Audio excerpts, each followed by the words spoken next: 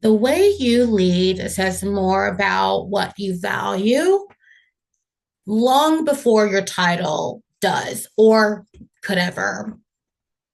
My name is Tiffany, and in this video, we're going to be walking through the 8 leadership styles and why Jesus intentionally led with a servant heart, and he chose the servant leadership style. Leadership shows up most certainly and most clearly when you're under pressure, when the decisions you make matter, when people are watching you. And that's when your leadership's values really surface.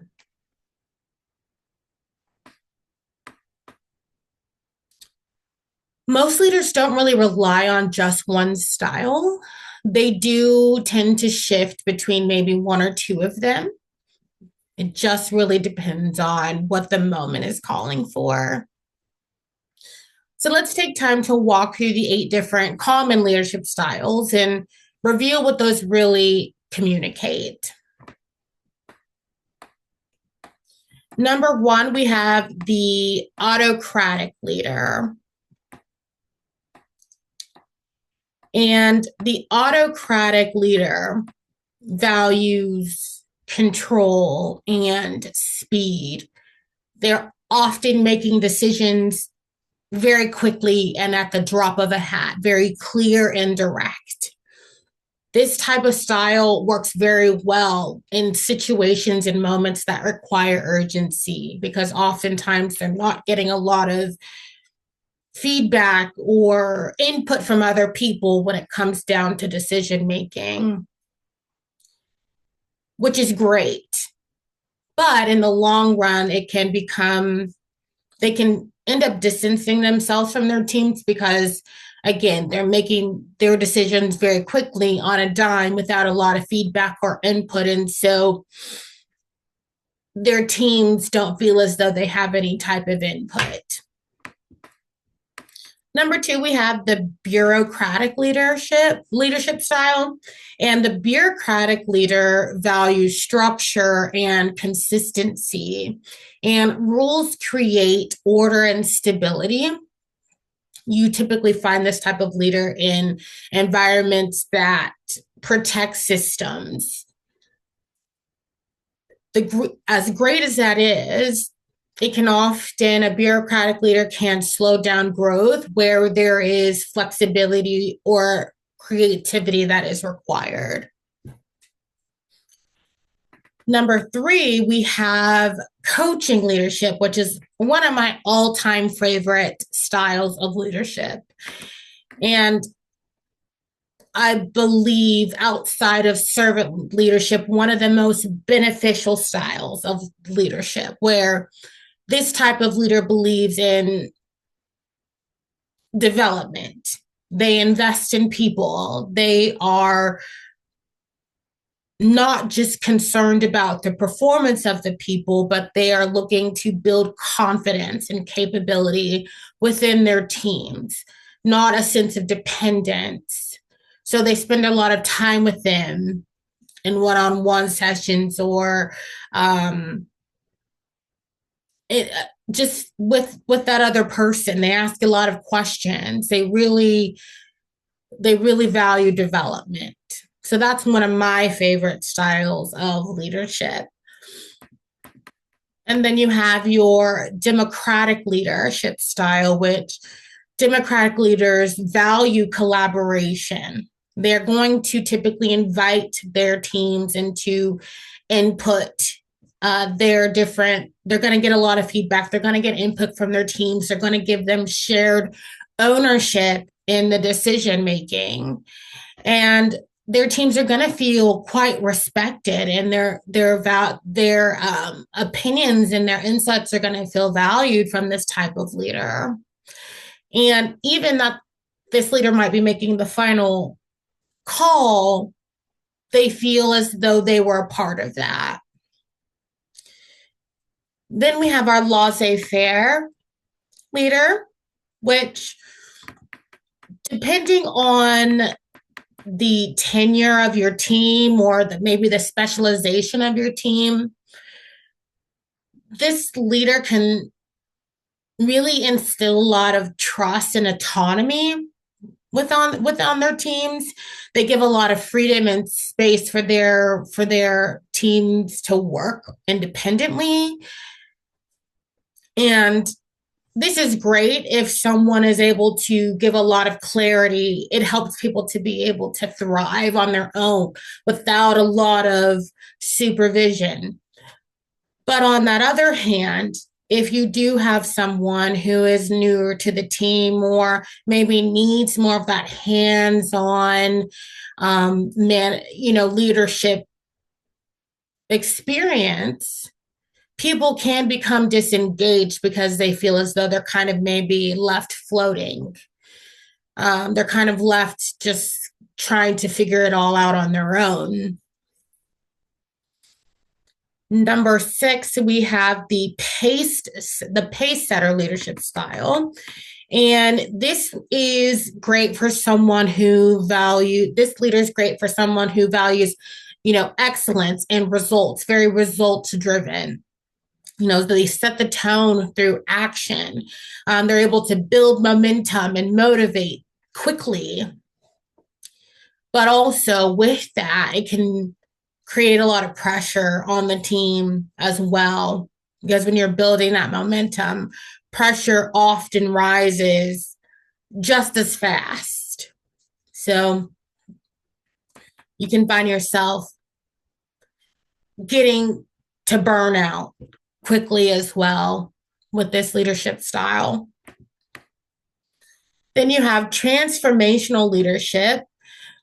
And this type of leader values vision and purpose, and they call people into what's possible, the visionary, the person who sees where the team is, and they have a lot of ideas of where the team can go, and they have they're not hesitant about communicating that and puts a lot of effort behind that.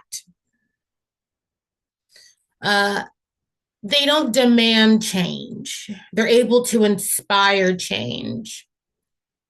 And that's really important. It's the influence of this leadership style.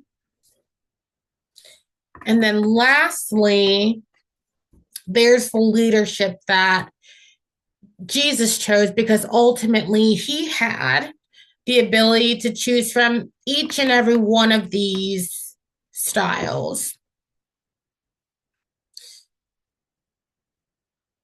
But he chose servant leadership. And so servant leadership really values people over position. They lead with humility and they lead with clarity and responsibility, and they don't look at it as a weakness. They choose leadership, service over status. Jesus said, "Whoever wants to become great among you must be your servant."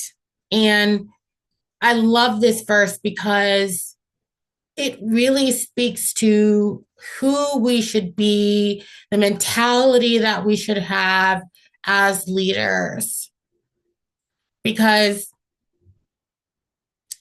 we think if we can get into the mindset of thinking because you have a leadership position, and those are very traditional mentalities and ideas around traditional leadership. It is about power and position, but when you choose servant leadership, it's the inverse of that. And so this really isn't a theory, it's how he lived. That was his example all throughout the Bible. Jesus didn't lead from a distance. No, he was all up in it. He stepped into the work that he had at hand. He didn't lead from afar. He did not run from people. He stepped toward people. He never took a back seat. He never chilled on the wall. He showed us what real leadership looks like and how we should be approaching leadership even today. So, servant leadership requires courage for sure, and it requires for you to be present. It requires for you to take action. So, my question is this for those of us who are in leadership roles, aspiring leaders, whatever it might be, wherever you are, because, like I said previously, you don't have to you don't have to have a team to be a leader. If you've got children, pets, whatever it might be, even if you're in a position where you're just leading yourself at this point, are you leading from comfort? Are you willing to get out of your comfort zone? Are you willing to get off the wall and choose to serve? Because the strongest leaders don't cling to authority, they use it to uplift others. And so I just wanted to go through those 8 common leadership styles and encourage us to not only think about where we might fall in that bucket naturally, but think about Jesus's example of leadership, his servant leadership style. And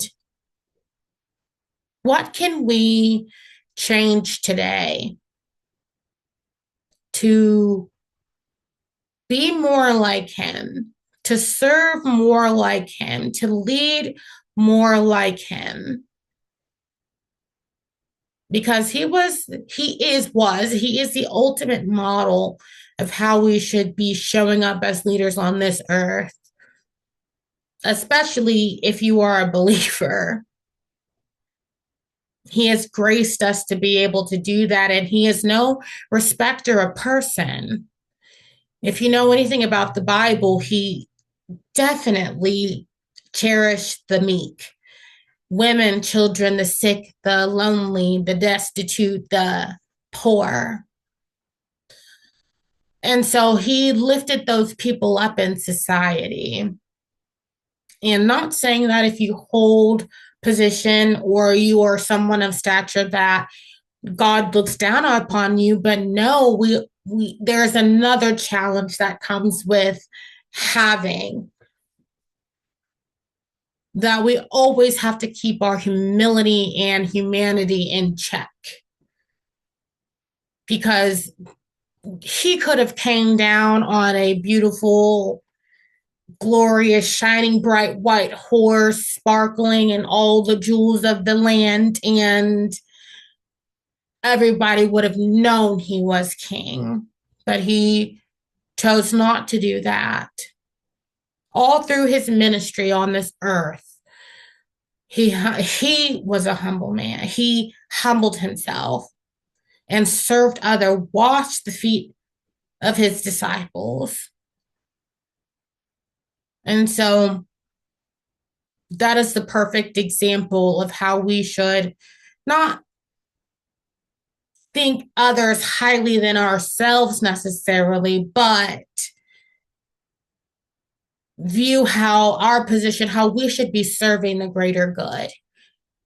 That our needs, that our wants and desires and positions of authority should not take precedent, but how do we grow, inspire, motivate, and bring out the best in people?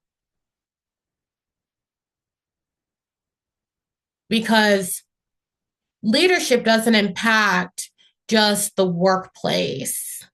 It impacts every area of someone's life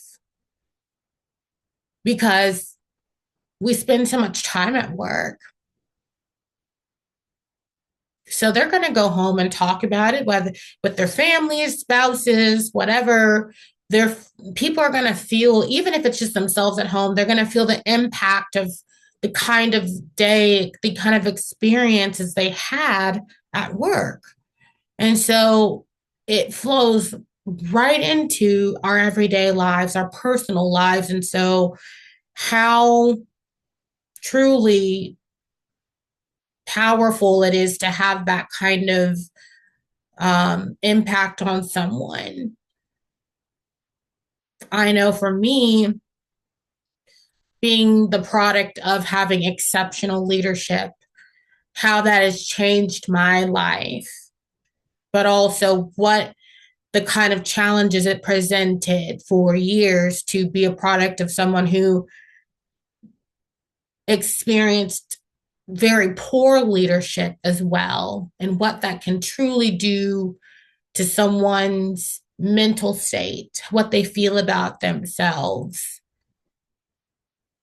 And so, because we are human, we're not going to get it right all the time, but because we are close to God, because we have the Holy Spirit, we should be able to discern and be led spiritually to have godly impacts, positive impacts on people around us. We should leave them better than we found them. And not because they believe like us, not because they subscribe to Christianity, but because God calls us to be ambassadors. People should know that God exists because of how we treat people on this earth.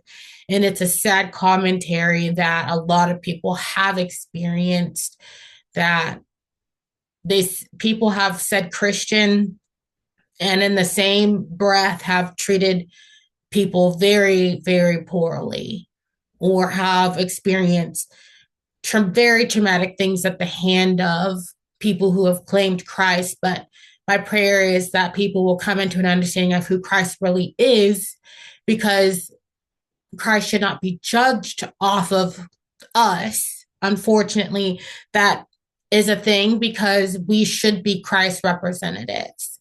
But unfortunately, we are fallible people. That's why we have to be close to God. That's why we have to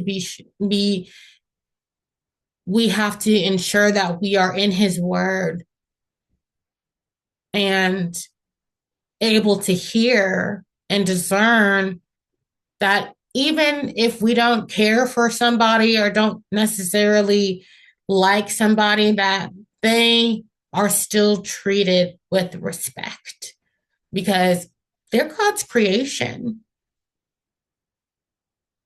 And so I don't want to just keep yapping and yapping and yapping and yapping, but I'm so passionate about this particular subject because I've seen both sides. I've experienced both sides. And so it truly can change someone's life for the better to have exceptional leadership. And that doesn't mean being a perfect person, but it does mean